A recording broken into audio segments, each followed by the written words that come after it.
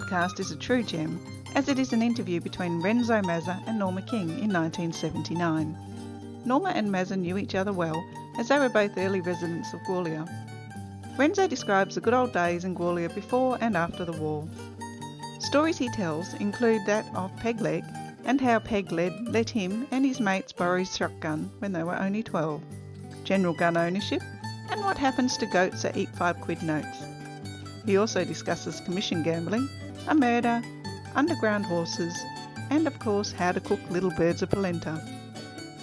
There will be a sequel to this interview, which I hope to release soon, so please follow to be informed when it is available. I hope you enjoy these reminiscences of the good old days in Gwalia.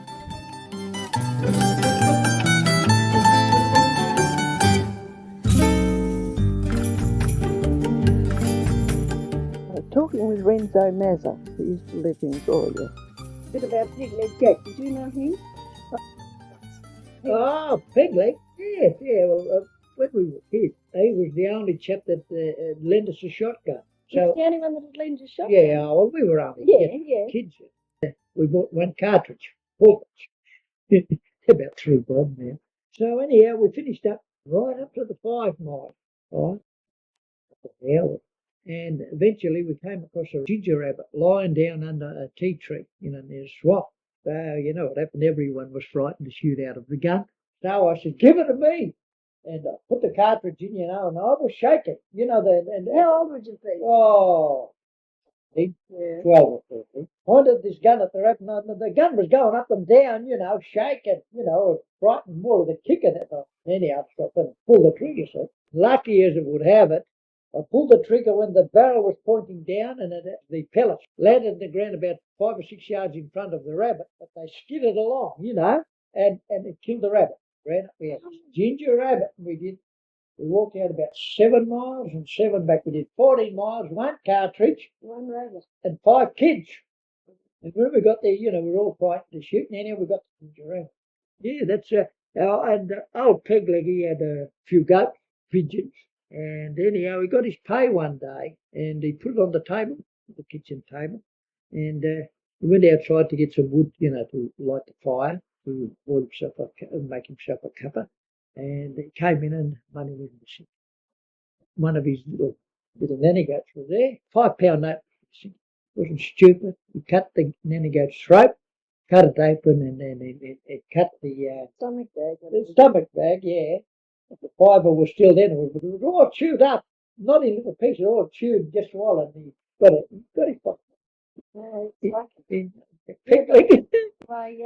What happened that he lost his leg? Do you know? Was it half lost or what? What I heard, I don't know whether it's true or not. He was working underground, and he put his foot on a detonator, blew his foot off. And in the early days, it'd come New Year's Eve, and they'd go outside. You had a shotgun, you had a shotgun outside, you fired shots up in the air. There'd be shots going off everywhere, and the pellets, when they come down, ting, ting, ting, ting, on the galvanised roofs. I like the music, Isn't it right? It's never been shot, though. No. Everyone had guns. No one had licenses. It's only since they licensed them that they get shot. I don't know. Yeah. Dino told me that they took all the revolvers off people after one shot another fellow. That was Over a woman or something. A couple of fellows went off the other one. the slab bloke. He got out of it anyhow. Did he? Yes, he got nothing. Well, this Nicola Rho was his name, and they used to go down to Togny's, this Sly Grog shop, Sly Grog, and they used to. They happened to be talking about the war. See, and this slab bloke pulled out the revolver and he says, "This won the war." It might won the war. Yeah, this won the war, the revolver. And they got into an argument or something, and the Slav went home. And this was a bit hot-headed, this Italian bloke, so I was up through the boarding house. He went into his room, the Slav, he had his revolver, and this Italian wanted to attack him, and he knocked the door, busted the door in. When he got in, the chap was bang, died. There used to be Mosconi's in the church, and over here was Petroni's. Then was Mum's boarding house, and then where the shop is now. And they had a commission game there. At Petroni's At office. Petroni. It was run by Mr. Petroni's son and a Greek chap by the name of Stramatis. And they used to come up and set this table up every Friday afternoon. Payday was Friday, and the chaps would be there, and they'd have it partitioned off in four, and you could bet heads, say there was heads there and heads there, tails and tails. See, and what they called a commission game. And you and I ran the game. You sat there and I sat there, and we had our little tents, all money. Little things with threepences, sixpences, shillings, 2 bobs, 10 bobs, and pounds and five underneath. See, the chap, they all get set and they put the money on. See, and they throw the dice. Say if it came heads, well, the one running the game would take all the money off those that are on tails and pay the heads, but less 1 and sixpence in the pound. Oh, that's what the commission was. That was the commission game. See, they played Friday night, Saturday night, Sunday night. The town was broke. They got all the money. Women started to complain. See, the husbands would knock off. Afternoon shift too. Afternoon shift and straight to the game. But the ones that knocked off day shift, they'd go home because the game wouldn't start till 10 o'clock until the pub closed. See, the chaps coming up, they go straight to the gambling place and lose their money and nothing to pay their bill. You know what it's like if you got behind one lot, you never catch up. Same thing used to happen. Anyhow, finished up, there was 2 Slav blokes, 2 big Slav blokes. Oh, they were about 6'4", and then that little Hitler moustache. And anyhow, one of them, his wife, he did his money, pay after pay. Well, you got no hope, see, but even if you went evens, if you played all night, and say for argument's sake, they took no commission and you went evens, you'd be broke because they take 1 and sixpence every time you won. You'd win, all right, but when you lost, you'd lose a pound, it's pound gone. You'd win a pound back, it's only 18 and 6. Yeah. And you play all the weekend, you must finish up broke if you win as many bets as you lose, betting even all. So anyhow, he got sick and tired of it, so he come down and he was day shift. Oh. Down, hold of an axe, which was in the yard. They had the table set up and everything. This was about 4:30, 5 o'clock. Broke the door in with the axe. He bashed up all the table, broke up all the forms, put some holes in the floor with the axe, and that was it. That was the gambling place finished. And the game was finished. So nobody went to the policeman. The policeman didn't get him for damaging property or nothing. It just finished. That was the finish of that commission game. Was the finish. Was that the only commission game in Gwalia? No, but the only commission one, the one they used to play there, the only commission game. The only. Oh no, there was a lot of games. But that was before the good old days. In the good old days. Going back to 19 pre-war, 36, 37, 38. Now, what do you call about the good old days? That was before, you say 1927. There was no during the Depression. There was no commission games there. No commission games there. Well, in the olden days, there was no organised game. Say you and I were broke and say, we'll run the game. Just like that. And we'd make 5 or 10 pounds between us. And then, say, the next day, somebody else would run the game. See, whoever was broke ran the game to get a few bob, and everyone was agreeable. I see. See, there was no money slunk to the police, but after it got organised. They expected it. See, they expected it. And the police had the cheek to say, right, say for argument's sake, you was giving them £10 a week, and I went up and offered them 15. They say to you, Norma, you can't play. We've had complaints about you. You can't play. So the other bloke could start. That's what they did with Victor and we were. Yes. They did that, wasn't that beyond Petroni? So I said to Victor, well, if they play, we can play. They haven't got a license. So we threw the pennies up. We used to always lend them money. They knew us better than yes. And they all came over to us. So we played 3 weeks and the copper never got it. So you know what happened? The copper came along and he said, I'll carry on before. No, in other words, I'll get $10 a week. 10 quid a week. Not $10. This is funny, there used to be a priest, I just forget his name, and my dad, he liked him because he used to gamble. Oh, yeah. And they reckon he was a good priest because he'd go into church and then the service would be very short. That's a good service. Short and sweet, see, and everybody liked him, see, so he could get away to play 2 of them. Yeah. Well, you don't want to know that. And they used to bet like the Watsons, Did he? Yeah. So anyhow, those days they had a mounted police. One from Leonora, he was on horseback, see, and the local one. Anyhow, they played to just over from our boarding house, clear, And when the policemen saw the chap on horseback coming at them, and the other policemen, they scattered everywhere. See, the old priest, he hopped into the toilet. And see, the policeman saw him. And when he got there, the old priest was sitting down on the seat, reading a paper. He hadn't even put his strides down. No, he didn't.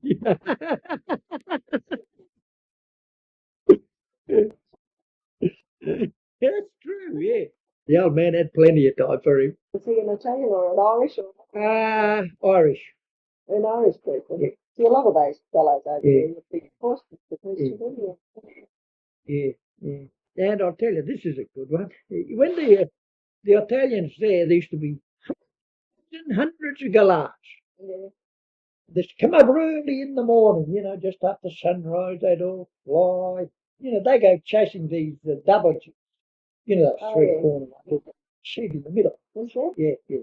See, and all the Italians used to live up along this hill, near what they call the South Gwalia, and all the Italians lived there. Little Italy was all Italian. There wouldn't have been 3 British families there. Well, the galahs used to come from Cloverdown Station and fly and come over the hill and through here, go over there, see, and then they used to go through this cutting. There was a cutting with the railway line, run the gauntlet, all the Italian blood. Boom, bang, like a blooming war. Guys used to come back this way, and they say 100 went over and about 10 or 15 had come back. See, they polenta and papagayo, pluck them and make them like stew with this polenta. Would you make it yourself? No, you buy it's maize meal. Yeah. You boil water, right?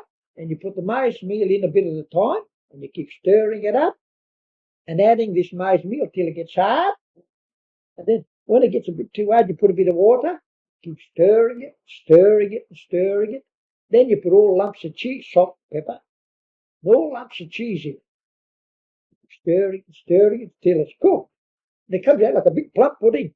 Oh, it really does. See? There's no water left because it's all evaporating all the time, but you've just got to keep enough water in to stop it from. You start mixing it when it's cold. No. When it's hot, leave the water boil. And then pour it in gently. Bit at a time. See, you keep stirring and stirring. And then when you get it all in, you just keep stirring it and stirring it. Keep adding boiling water. See? And then what do you generally eat that with? Like you'd eat it with Well, that's like bread. Instead of bread, you eat this. I see. But it's better than bread because you might. It's pretty expensive to make because the English people wouldn't put any cheese in. You put a bundle of cheese in.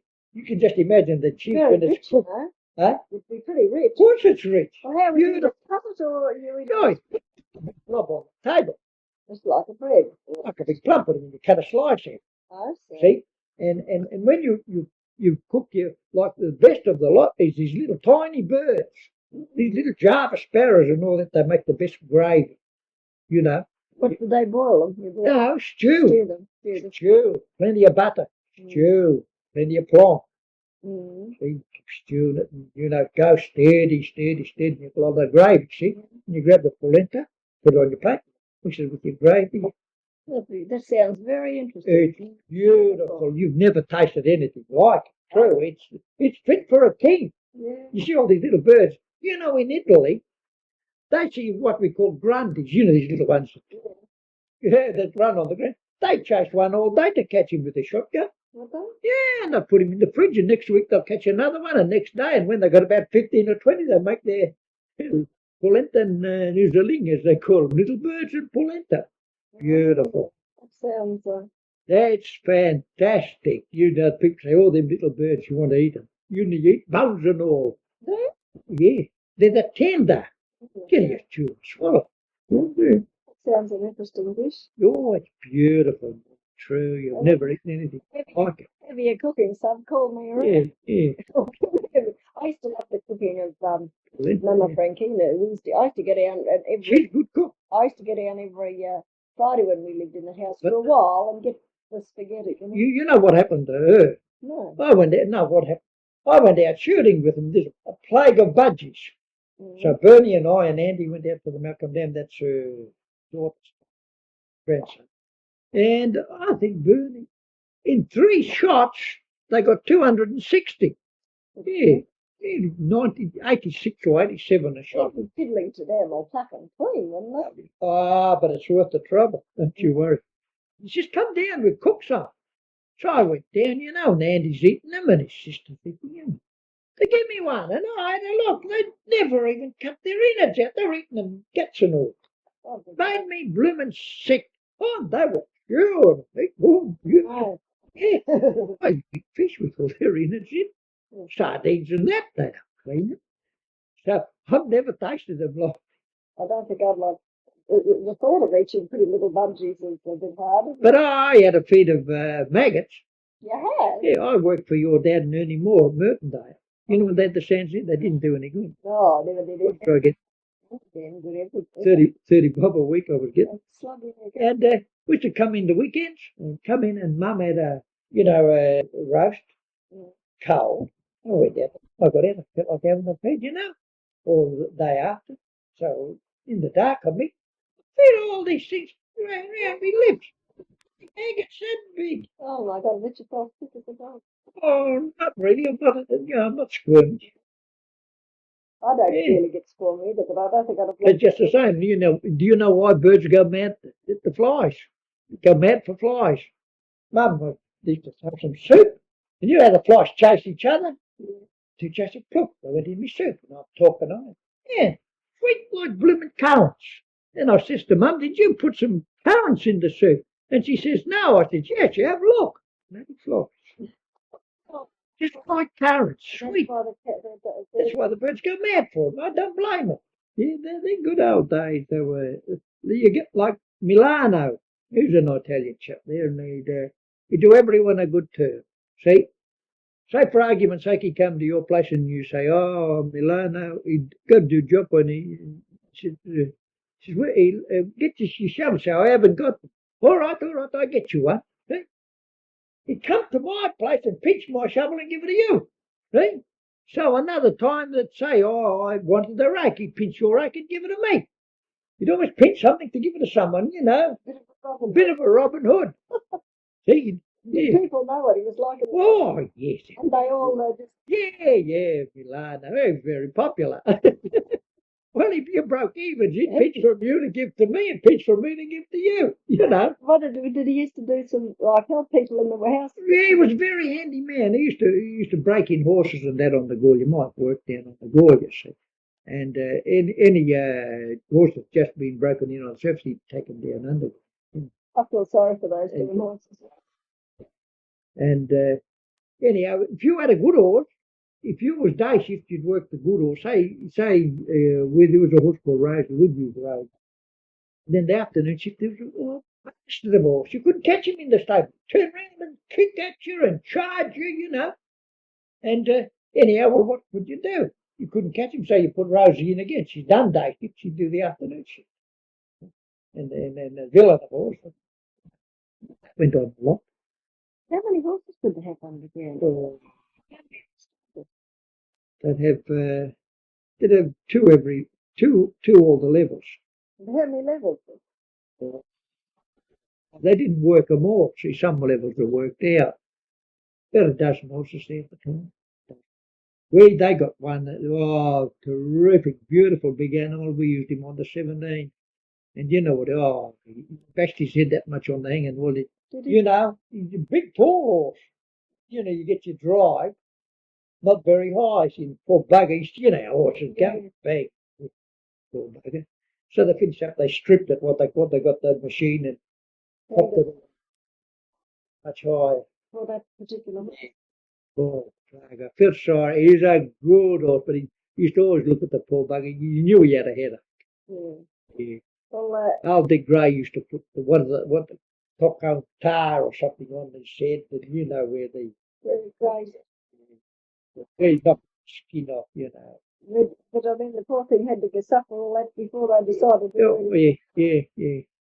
He was a good horse too. Big. He was too big. Shouldn't have brought him down in the first place. He was too big. But I'm just thinking, what did you use them to pull the trucks along to? Yeah, trucks. Yeah, 6 trucks. 6 trucks at a time. That's it. But they're on rails. Yeah.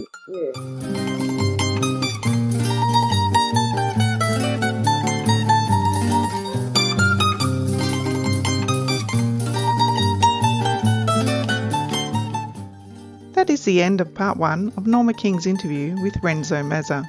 Part 2 is currently being restored, so please follow or subscribe to be alerted when it has been completed. Thanks for listening to Goldfields Stories. For more interesting glimpses into the past, go to goldfieldstories.com.